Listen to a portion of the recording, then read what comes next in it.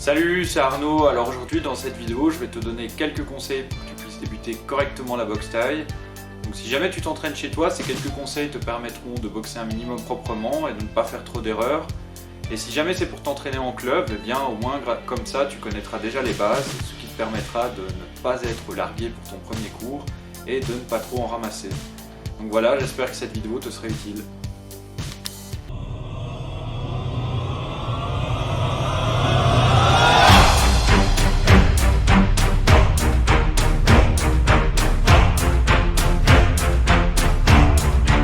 Alors avant de commencer, je tiens à préciser que les conseils qui vont suivre ne seront pas parfaitement applicables directement. Tu vas devoir les répéter encore et encore jusqu'à te driller à les exécuter correctement et à déclencher, disons, des automatismes. Donc ne t'inquiète pas si ta garde tombe après avoir mis un coup de poing, c'est parfaitement normal, mais à force de t'auto-corriger, de te faire corriger par des personnes plus compétentes, de te répéter les remarques que l'on t'a faites, tu vas finir par intégrer la chose et t'améliorer techniquement. Alors la première chose que tu vas devoir faire lorsque tu débutes dans ton sport de combat, ça va être de définir ta garde, si tu es gaucher ou droitier. Alors la majorité des gens sont droitiers, donc au moins 80% de la population. Néanmoins, tu pourrais faire partie des 20% restants et être gaucher, ou ce que l'on appelle dans le milieu les fausses pattes. Donc à titre d'exemple, Stallone dans Rocky, je crois que c'était une fausse patte. Donc c'est important de définir ta garde tout simplement car tu vas avoir les membres les plus forts en arrière. Donc tu vas avoir une position en biais, donc de côté. Donc pourquoi? Tout simplement parce que lorsqu'en fait tu vas avoir les jambes alignées l'une à l'autre, en fait ce qui va se passer c'est que tu n'auras aucun équilibre. Si tu donnes un coup ou que tu en prends, il y a de fortes chances que tu tombes. Tu pourras tomber vraiment très facilement. Tu ne pourras pas bien te déplacer de cette manière-là. Que par contre, si tu es en biais, tu peux très bien te déplacer, tu gardes ton équilibre. Si jamais tu prends des coups ou que tu en donnes, il n'y aura pas de problème, tu seras beaucoup plus stable, donc déjà d'une part. Mais en plus de ça, tu auras tes membres les plus forts en arrière, donc tu pourras tenir à distance avec les membres faibles et puncher avec le bras arrière ou la jambe arrière. Donc déjà, ce premier point, c'est super important, définir ta garde. Alors maintenant, tu vas devoir prendre ta position de garde. Donc il existe plusieurs positions possibles, néanmoins, il y a quelques grandes règles à connaître. Donc la première, ça va être au niveau du placement des jambes. Donc ce que tu vas devoir faire, ça va être de prendre un écartement de plus ou moins la largeur de tes épaules avec tes jambes sur un même alignement. Donc comme ceci. Voilà. Ensuite, tu vas devoir reproduire cet écartement avec ta jambe la plus forte, mais cette fois-ci en arrière. Donc pour ma part, je suis droitier, donc ma jambe droite, je la mets comme ça en arrière. Donc ici, je le sens directement. J'ai plus de stabilité, je suis dans une position en biais, donc si je donne un coup ou que j'en reçois, je risque pas de me casser la figure dès le premier échange, j'ai une position beaucoup plus stable. Donc on a beaucoup plus d'équilibre quand on est comme ça, que quand on est comme ça, on se prend un coup directement, on tombe en arrière. Ici voilà, donc je suis directement placé, donc là je me sens déjà à l'aise pour combattre. Donc ça c'est le premier point. L'orientation des pointes de pied. Alors le pied avant, donc la pointe de pied, elle est orientée vers entre 10 et 11 heures. Pour la jambe arrière, la pointe de pied est vers 14 heures. Donc moi c'est comme ça que je me sens à l'aise. Que ce soit pour l'écartement ou les pointes de pied, c'est pas au millimètre près. L'important c'est que tu te sentes à l'aise dans ta position, car tu vas la garder dans la longue durée pour tes sparring, combats, etc. Donc voilà. Alors maintenant, ce que tu peux faire pour voir si tu es bien positionné, ça va être d'effectuer un blocage de low kick gauche et droit. Donc voilà. Et voilà. Donc ici, je vois, je suis bien positionné car je n'ai pas à changer de position pour effectuer mon blocage. Je suis directement bien mis, donc il n'y a pas de problème. Je peux directement enchaîner sur des déplacements sans problème. Donc voilà. Maintenant, si tu dois effectuer des mouvements pour pouvoir seulement effectuer ton low kick et te repositionner après, c'est que tu as été mal placé. Donc voilà, ici je me sens bien comme ça, il n'y a pas de problème.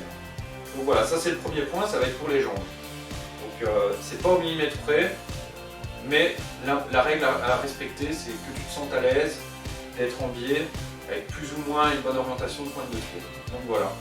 Alors maintenant pour le haut du corps, il y a quelque chose d'important à savoir, c'est le menton est une zone extrêmement fragile.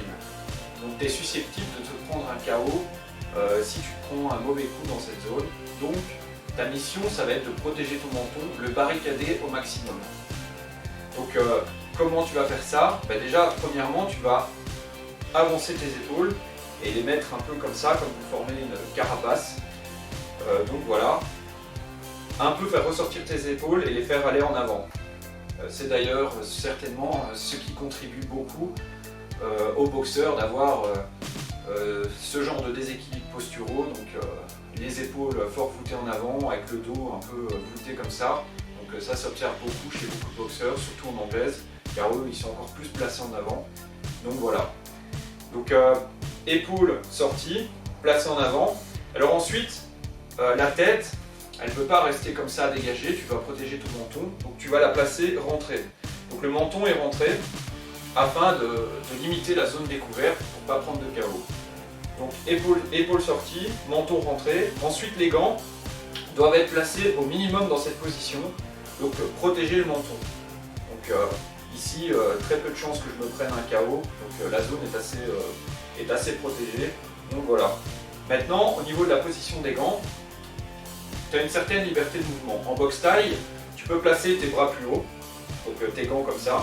Personnellement, je préfère avoir ma garde placée comme en boxe taille plus haut, donc ça c'est vraiment caractéristique de la boxe taille. Donc avec les coudes un peu sortis ici, pour pouvoir choper la jambe de ton adversaire sur un middle, et après remiser, coup de genou, contre, etc. Donc tu peux saisir la jambe de ton adversaire en boxe taille, donc il vaut mieux avoir les coudes un peu sortis comme ça. Au niveau de la position de garde, tu peux quand même te mettre comme ça, surtout dans les combats rapprochés en boxe taille. Donc plus tu vas te rapprocher de ton adversaire et plus naturellement tu vas descendre un peu ta garde comme ça, afin de protéger les coups au corps. Donc lorsque tu es plus dans de la distance, personnellement je préfère me placer comme ça, quitte à prendre des mauvais coups au corps, tout simplement car lorsque tu es placé comme ça dans un combat à distance, tu peux te prendre des directs dans le front. Personnellement, je trouve ça très dérangeant, j'ai horreur de ça. Donc je préfère ne pas me prendre de coups dans la figure et en prendre des dans le corps, quitte à ce que ça soit dans le foie. Donc ça c'est aussi une question de préférence.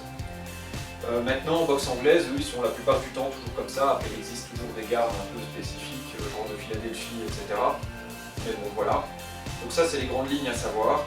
Ensuite, il y a également quelque chose tu dois un peu voûter ton dos comme ça en avant, fléchir un peu les jambes. Maintenant, en fonction de ta taille, tu peux aussi te servir un petit peu de ta taille. Moi, pour ma part, je suis quelqu'un d'assez grand. Donc je préfère combattre assez droit pour me servir de ma hauteur, de mon allonge, etc. Pas trop être écrasé. Donc voilà. Maintenant, dernier point important à savoir, c'est au niveau des gants. Mais en fait, il faut que tu les mettes contre. Donc ils doivent toucher, être contre. Mais pas en fait, tu ne dois pas laisser un jour entre tes gants et ton visage. Ou même fort en avant, parce que le problème en fait qui se passe, c'est que quand ton adversaire va te mettre des coups que tu vas réussir à bloquer, il va te les mettre dans les gants. Et le truc c'est que tes propres gants, tu vas te les prendre dans la figure. Donc déjà c'est agaçant, c'est très agaçant. Mais en plus de ça, de temps en temps, ça peut même faire mal. Ou alors tu peux carrément te prendre le pouce dans l'œil, ce genre de truc, le pouce du gant dans l'œil. Je l'ai déjà eu, donc c'est vraiment super dérangeant. Donc tu te prends cette zone-ci dans l'œil à cause de ton propre gant, enfin, c'est vraiment super con. Et c'est assez handicapant pour pouvoir continuer ton combat. Donc voilà. Donc voilà, pensez à les mettre contre. Donc contre, mais pas écrasé. Hein. Donc c'est pas non plus comme ça, tout crispé, etc. Donc d'ailleurs, tu dois te sentir à l'aise, tu dois être décontracté, etc. Tu ne dois pas trop être crispé, écrasé sur tes appuis, etc. Donc la boxe, c'est clair que c'est encaissé, mais c'est aussi te déplacer, être agile. Donc voilà. Beaucoup être sur la pointe de tes pieds pour les déplacements, etc. Après, en fonction du moment, lorsque tu encaisses, tu peux parfois plus t'écraser sur tes appuis lorsque tu frappes. Mais de manière générale, il faut beaucoup rester sur la pointe de pied. Donc voilà. Alors maintenant, je vais te montrer les différents coups possibles à effectuer en boxe taille. Donc tu auras un large panel, ça ne sera pas exhaustif. Néanmoins, disons, tu auras une bonne base pour pouvoir débuter en boxe.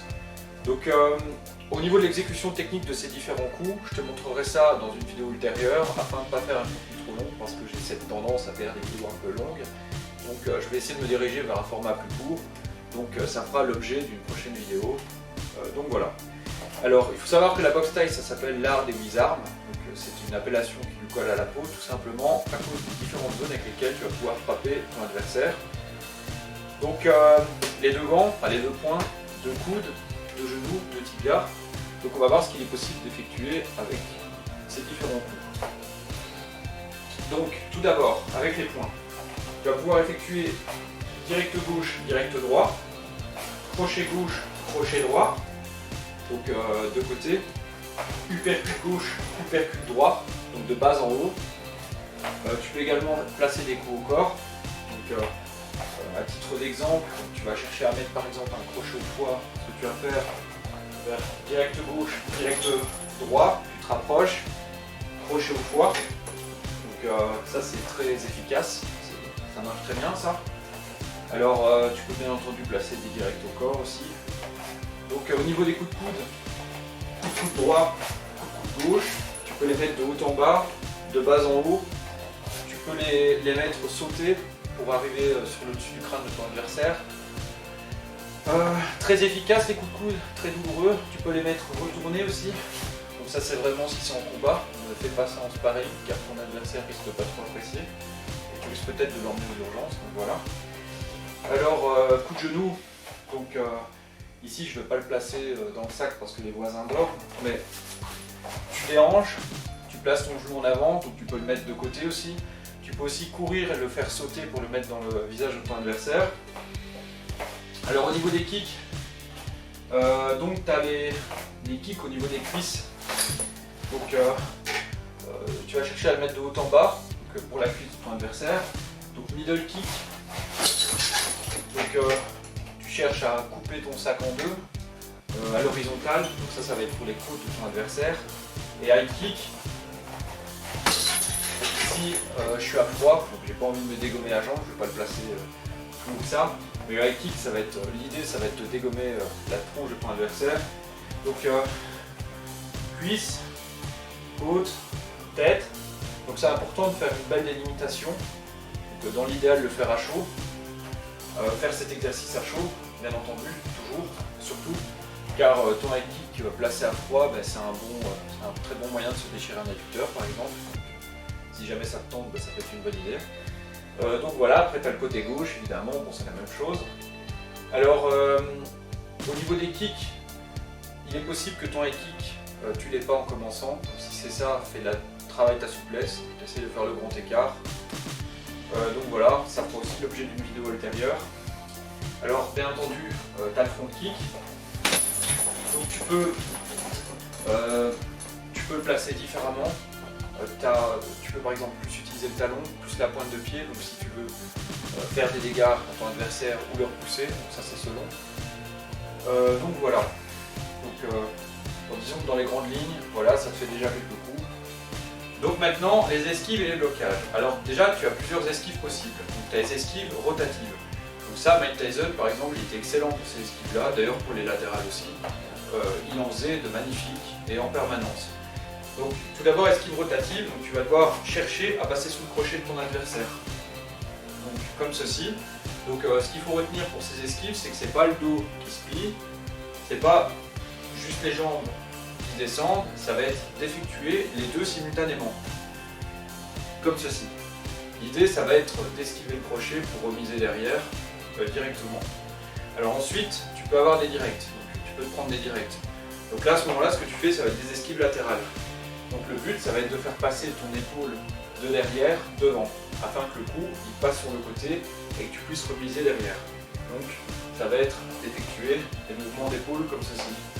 Donc en faisant ça, tu peux éviter les coups et tu remises derrière. Alors au niveau des blocages, comme je te l'ai dit au début de la vidéo, donc en box style, tu peux te prendre des kicks. Donc il y avait les blocages de low kick. Donc si jamais ton adversaire cherche à te dégommer la cuisse, tu lèves comme ceci. D'où la fameuse position avec le pied orienté entre 10 et 11 heures. Donc tu as déjà la position placée pour pouvoir effectuer des blocages de low kick. Donc tu es en travers. Donc ta jambe, elle n'est pas devant, elle n'est pas sur le côté, elle est en diagonale. Donc entre 10 et 11 heures. Alors au niveau de l'arrière, bon pareil, tu bloques. Alors si jamais c'est des middle, ce sont des middle, bah là à ce moment-là, bah, tout simplement tu vas lever ta jambe plus haut, donc comme ceci. Donc le but ça va être d'avoir une garde, le but ça va être de pouvoir fermer ta garde beaucoup plus haut.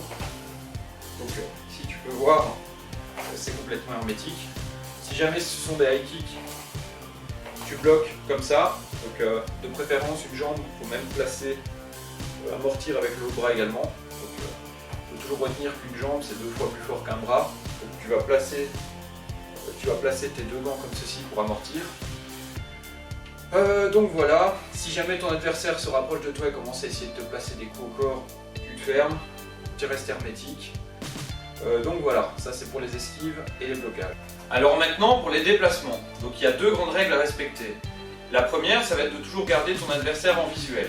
Donc c'est assez évident, ça peut paraître bateau comme conseil, mais on peut souvent observer au niveau des débutants que certains, lorsqu'ils initient des déplacements, ou quand ils les ont terminés, ils lâchent leur adversaire du regard, ils se concentrent un peu plus sur leurs jambes, parfois ils tournent le dos, ils ne les cadrent plus, donc ça c'est très risqué. Ton adversaire peut profiter l'espace de cette seconde d'inattention pour te faucher, t'en mettre plein la tronche, quoi. Donc tu dois garder ton adversaire en visuel, donc tu tournes autour de lui, tu te déplaces, mais tu le gardes toujours en visuel, c'est hyper important. Alors la deuxième règle à respecter, ça va être, donc tu as ta position de garde, tu as un écartement optimal, donc ça c'est mon écartement optimal en position de garde, donc je me sens bien sur cette position-ci. Donc ce que tu vas devoir veiller à faire, c'est de maintenir le même écartement, au moins au minimum, durant tes déplacements. Donc cet écartement, ça devrait être ton écartement minimum durant tes déplacements. Donc pour ce faire, pour pouvoir maintenir cet écartement au minimum, c'est ta jambe gauche qui va devoir initier le mouvement vers la gauche si tu vas à gauche. Si tu veux aller à droite, c'est ta jambe droite qui va initier le mouvement et ensuite la gauche va suivre. Si tu vas devant, c'est la jambe de devant qui initie. Si tu vas derrière, jambe de derrière. Donc voilà, c'est toujours la même chose. Alors pourquoi faire ça? C'est tout simple. C'est en fait, lorsque tu te retrouves avec les 2 jambes croisées comme ceci, en fait tu n'as plus aucun équilibre. Donc c'est la même raison pour laquelle je te disais que tu ne pouvais pas maintenir ta garde dans cette position, donc avec les 2 jambes sur un même alignement. Tu te prends un coup, tu tombes directement. Ici c'est pareil, si l'espace d'une seconde tu te retrouves avec les 2 jambes comme ça serrées, croisées ou que sais-je encore, et bien à ce moment-là ton adversaire il peut profiter de ta position pour te faucher les 2 jambes en même temps et tu vas te retrouver à terre et en plus tu vas déguster. Donc très important, ne jamais te retrouver dans cette position jambes croisées, ça c'est vraiment le pire. Donc toujours veiller à maintenir ton écartement au niveau des jambes. Donc ici je me mets en position de garde, donc jambe gauche initie, je vais aller devant, jambe de devant, je vais aller derrière, jambe de derrière. Si tu veux savoir si tu effectues correctement ton déplacement, dès que tu as fini celui-ci, tu fais un enchaînement et une esquive. Donc voilà, déplacement, gauche, droite, gauche, hop, pas de problème. Donc ici, au niveau de mon déplacement, ça va. Maintenant, tu peux essayer de faire une esquive quand tu es placé comme ça. T'as aucun équilibre, c'est pas possible, donc ça se voit directement. Même si ton écartement est faible, ça passe pas. Donc voilà. Donc ici, je vais encore le tester. Donc jambe gauche vers la gauche, gauche, droite, gauche. Voilà, pas de problème, j'ai l'équipe qu'il faut, etc. Donc c'est bon. Donc voilà les 2 grandes règles à respecter pour les déplacements. Alors bien entendu, on ira plus loin dans la matière dans une prochaine vidéo, mais ici comme c'est une vidéo disons un peu généraliste qui te parle d'un petit peu tous les domaines auxquels tu dois veiller, voilà, je vais te donner ces 2 gros conseils. Maintenant on ira plus loin dans une vidéo ultérieure. Donc voilà, cette vidéo est finie, j'espère que tu auras appris 2-3 trucs intéressants. Si jamais c'est le cas, n'hésite pas à commenter et à me donner un retour. Tu peux également aimer la vidéo et t'abonner si tu as envie d'encore voir du contenu.